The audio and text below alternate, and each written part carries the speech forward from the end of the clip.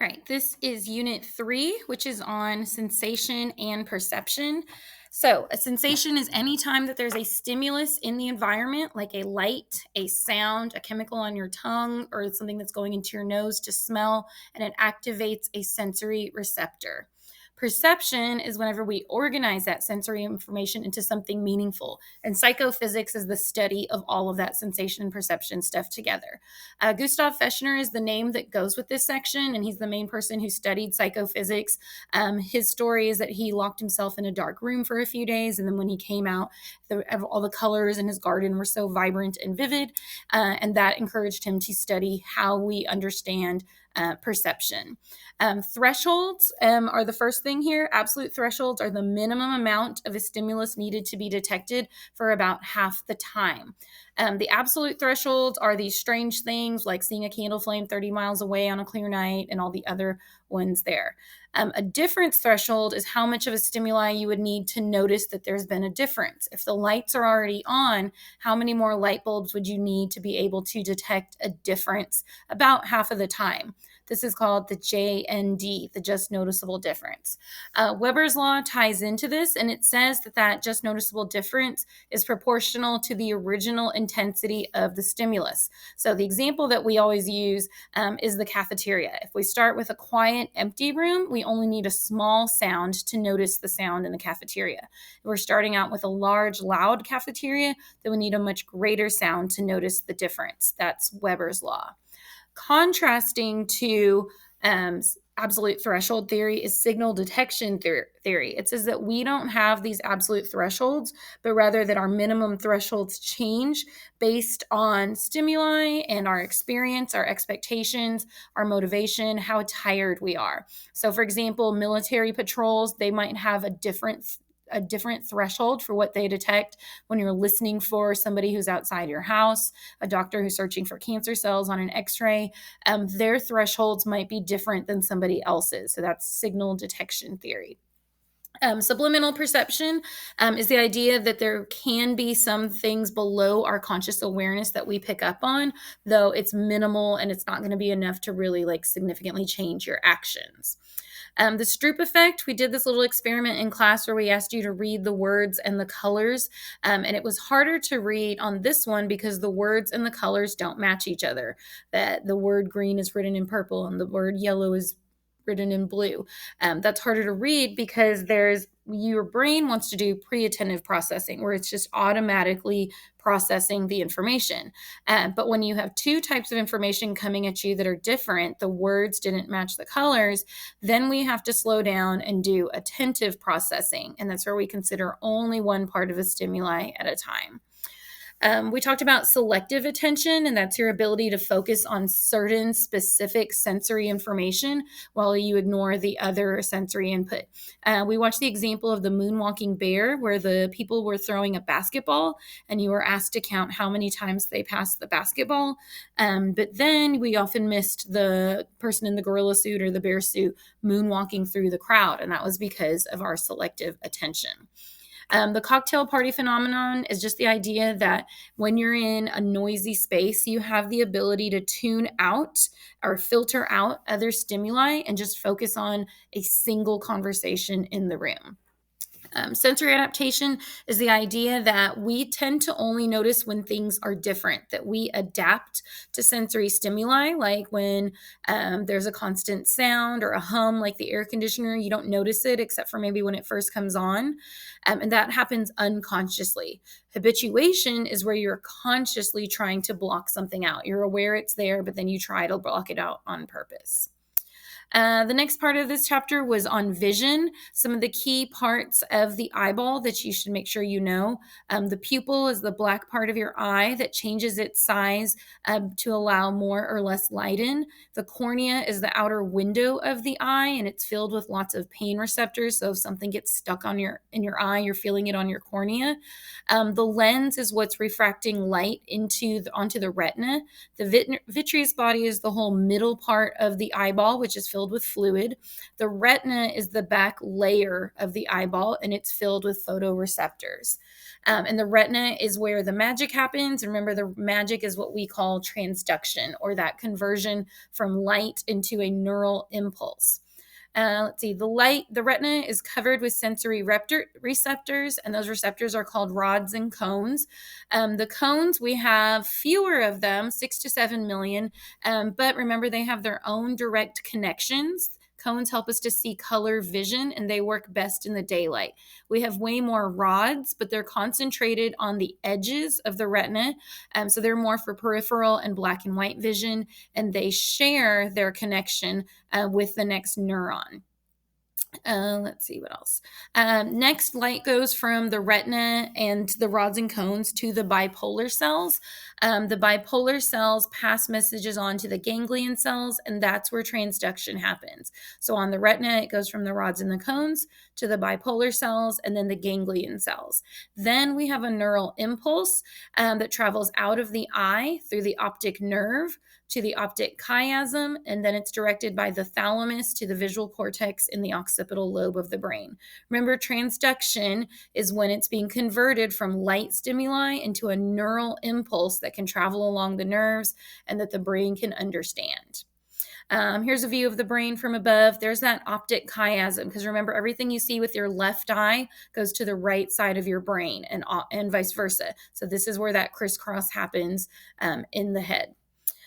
Let's see, there's our full visual pathway: cornea, pupil, lens to the vitreous body, and then the light signals are onto the retina, where it goes to the rods and the cones, the bipolar cells, the ganglion cells, and that's where transduction happens in the retina, specifically the ganglion cells. Then we have a neural impulse that travels down the optic nerve, travels across the optic chiasm to the other side of the brain, to the thalamus, which directs signals to certain lobes, and in this case, it's vision, so it goes to the occipital lobe. They would not ask you the whole pathway on the AP exam, but they could ask you parts of it, and that you'd have to know what order they go in. A few other things about the eye. The fovea is the center of your visual perception, and that's where you have the most concentration of rods and cones, so your best, sharpest vision there. And your blind spot is where the optic nerve leaves the eye, and there's no rods or cones right there, so that's where you can't see anything, and that's kind of out of the corner of your eye. Nearsightedness and farsightedness, conditions where you need glasses, both have to do with the shape of the eyeball being imperfect. David Hubble, we talked about him winning the Nobel Prize for his discovery of feature detectors. So feature detectors are specific spots in the visual cortex of the brain that pick up on certain features like vertical lines, horizontal lines, angled lines, different curves, and he discovered that first in cats. Light is what allows us to see, but we can only see a small portion of the electromagnetic spectrum. The colors we see are the result of different wavelengths of light. The hue or color is the dimension of color determined by wavelength. Wavelength is the distance from the peak of one wave to the peak of another. Different wavelengths of light result in different colors that are picked up by our retinas. The intensity has to do, or the brightness has to do with the intensity of the wave. Some different theories on what causes us to see color. The trichromatic theory, think 3 colors. Trichromatic says that the eye has 3 color receptors, that we have 3 different kinds of cones, and each of those cones are sensitive to different lights, and that they mix together, and that's what allows us to see all the colors. Color deficiency is the formal name for being colorblind, and that happens when a person's cones are not functioning correctly. The opponent process theory says that our cones all have an opposite. So there's opposite responses to the 3 pairs of cones. So we have red, green, yellow, blue, and black, white. Some people who are colorblind, their colorblindness is only affected in groups like this. So the opponent process theory is supported by colorblindness. Another way to look at the opponent process theory is through after images. When we stared at this flag for a continued amount of time, we wore out, or we fatigued our rods and our cones, and then we saw the opposite colors, which would show us a regular red, white, and blue flag. Excuse me. The next sensation that we talked about was hearing. Hearing depends on sound waves in the environment that they pass through our ear and cause different bones in the ear to vibrate. And then those vibrations are converted into neural signals. We measure sound in decibels. And then the pitch of our sound, how high or low, has to do with the frequency of a wave. High pitches have higher frequencies. That's why if somebody hits a really high note in cartoons and stuff, it breaks the glass because there's so much vibration that it causes the glass to break. Timbre is the unique quality of a sound. So if we're hitting a certain high note, the way that same note might sound by one person's voice and somebody else's voice, or the sound on a guitar versus the sound on a piano, that different unique quality of the sound is the timbre. Some different parts of the ear. The pinna is part of the outer ear. The auditory canal, which is lined by hair and wax. The eardrum, or the tympanic membrane, is at the end of the auditory canal. It vibrates and puts pressure on the ossicles, which are the hammer, anvil, stirrup, also called the malleus, incus, and stapes. The semicircular canals are there right next to that, but they don't have anything to do with hearing. Those are part of our vestibular sense for balance. As the vibrations put pressure in the ear, fluid inside the cochlea is stimulated. It causes movement along the basilar membrane, and that's what causes transduction. As transduction occurs inside the cochlea and the basilar membrane, nerves travel down the auditory nerve, and then it goes to the auditory cortex of the brain. So, auricle is the other name for the pinna, tympanic membrane is the other name for the eardrum. In the cochlea, we have the basilar membrane, where transduction occurs with the organ of Corti and the hair cell receptors. Once the nerve impulse gets into the brain, it goes to the thalamus and it crosses and it goes to the auditory cortex of the temporal lobe. Different types of deafness. Conduction deafness happens when the three tiny bones of the ear don't vibrate enough. A hearing aid would help this because it would just make the sound louder and cause the vibration to be stronger.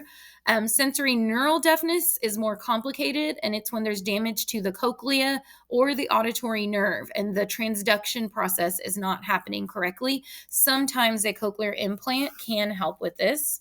And then stimulation deafness is what happens when people are exposed to very loud sounds. It's actually damaging the hair cells that are within the cochlea. Once those die, they can't be replaced.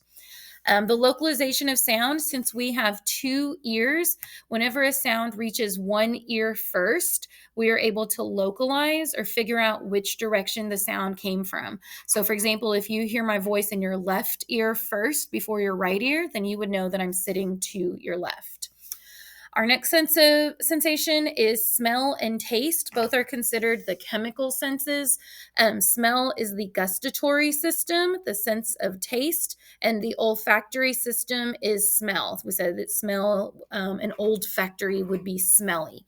Remember that all of these are also going to go through transduction. They go to the brain and to different lobes of the brain, but smell does not go through the thalamus. It goes on a straight path to the olfactory bulb. When it comes to flavor, flavor is a result of sensory interaction that different taste qualities and flavors combine. The four basic tastes are bitter, sour, salty, sweet, and then later umami was identified, and that's kind of what we would describe as savory. Flavor depends on temperature of food, the odor, so smell is part of flavor, the texture of the food, and the taste. We talked about super tasters versus non-taster. A super taster has greater taste sensibilities because they have more taste receptors. Traditionally, Asian women and women in general are more likely to be super tasters. White males are most likely to be non-tasters. Our last sense, or I think it's the last sense, is the sense of touch. The skin is considered the largest sensory organ. We can feel touch, pressure, warmth, cold, pain, and fine touch, and that's processed in the somatosensory cortex of the parietal lobe of the brain. When it comes to pain, there's different pain theories. The gate control theory says that we have a hypothetical gate at the top of the spinal cord, and that's where pain signals come up the spinal cord and go into the brain. But if we divert our attention, then it's like we close that gate and we won't feel pain. So gate control theory says that we have the ability to control the amount of pain that's coming through the gate into our brain. I lied. Two more senses. The kinesthetic sense is our sense of our body's positions. So being able to control the movement and coordination. We talked about people like ballet dancers and surgeons having strong kinesthetic sense because they can control the movement of their limbs. Our vestibular sense is your sense of equilibrium or balance, and that's based on the movement of the fluid in your semicircular canals. Vestibular sense, again, that's balance. When it comes to touch sensations, we talked a little bit about oxytocin, that is a hormone that releases cortisol, which is the stress hormone, and it can reduce blood pressure, cause dopamine to release. So those 20-second hugs make you feel good. The other half of this unit was on perception, and that's how we interpret the sensory information. We watched a TED Ed on synesthesia, and this is when people experience more than one sensory experience at a time. So, for example, they can taste colors, or when they hear words, or I said it, they see colors, or they hear sounds of voices, and it causes different flavors in their mouth. A perceptual set is your predisposition or your expectations to perceive things in a certain way. So when people tell you something's going to sound scary or it's going to sound happy, that affects your perception of that. Perception's an active process, and Gestalt is part of that. Gestalt is the idea that we see the whole as more than just its parts, that we are looking at a whole image, not just parts of it. So the first Gestalt principle is figure ground. It's the idea that we can change our perception of what's in the foreground versus what's in the background. So, for example, if this picture, if we focus on the black parts, we see a guy playing a saxophone. If we change that and we change our perception to figure and ground, we see a woman's face. Another Gestalt principle, proximity. We tend to perceive things that are closer together and similar as a group. So we might see a cross here, even though it's only a bunch of squares, because they're in close proximity together. We tend to group those together. The similarity says that we tend to focus on the similar objects. Like if I say, look for the bananas, you're able to see all the bananas. If I say focus on the limes, then the green pops out at you because of their similarity. Continuity says we tend to see continuous patterns and not disrupted ones. Simplicity, our brain wants to see the most simple shapes possible. So even though this isn't really a shape, our brain says that's a circle and behind it is a square. Closure, our brain automatically wants to fill in the missing parts. So it wants to see a circle here. It wants to see a diamond and a square and other circles, even though those are incomplete shapes. Perceptual inference is when we can't see everything, but our brain fills in the gaps for us. So, for example, we can't see that this road is curving around the bend, but we can infer that it does. That's perceptual inference. If you hear a sound in the hallway and you don't know for sure who it is, but you know it's a human or it's a male or a female without actually seeing them, that's also perceptual inference. Depth perception, our ability to recognize distance and 3D, three-dimensional images. And this happens through binocular and monocular cues and retinal disparity and convergence. Monocular cues are things that we can use with only one eye, and it helps us to see depth in pictures. These include linear perspective, which is when parallel lines look like they're converging in the distance. Texture gradient is when objects that are close up look more sharp and clear, and objects that are in the distance look more grainy or less clear. Interposition, when objects mask or they block things that are in front of them, then we know that some of those things are closer and other things are farther away. We can see that my husband and I are blocking part of this guy who's driving our gondola in Italy. So we know that he is distant or more far away. Relative size, closer objects appear to be larger. So in reality, the Leaning Tower of Pisa is much bigger than me, but I am closer to the camera, so I appear bigger. And this is also an example of forced perspective. Height in plane says that the further away something is, or the higher the object can appear in the frame of view. So I look higher up in this picture, and that's just because I'm farther away from the camera. Motion parallax, you actually have to be moving to observe this, but when you're riding in a car or you're moving, you'll note that things that are closer to you look like they are moving faster, while distant objects look like they're moving in the opposite direction or the same direction, and they look like they're going slower. So close things look like they're going the opposite way and faster.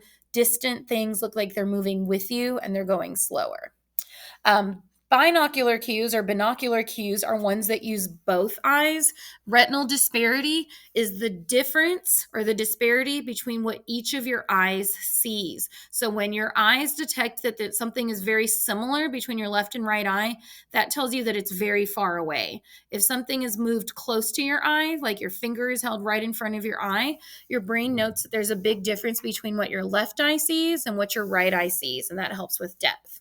Convergence is as something moves closer to your face, your eyeballs have to converge or turn inward in order to see it. So the more your eyes converge inward, your body and your brain are able to detect that there is closer depth.